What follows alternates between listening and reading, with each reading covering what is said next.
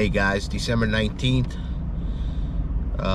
Thursday. We're getting ready to load up some salt. We're gonna go and pre-salt some of our commercial accounts.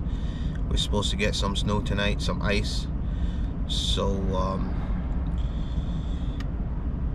because of the priority places that we do with the fire district, we're gonna go pre-salt them just in case it does get bad tonight.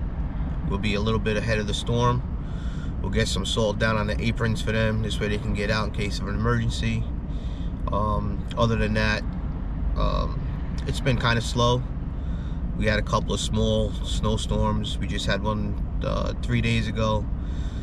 I think it was about 4 inches altogether. Nothing crazy, but we got it done. We got 3 firehouses we do, 4 post offices, a couple of businesses, plumbing companies, stuff like that we do. So they're all priority places. They're 24-hour services. They all need to get done around the clock. So we're out here, we're pre-salting, gonna get it done. Don't forget to smash that like button, subscribe, and I hope everyone's doing well.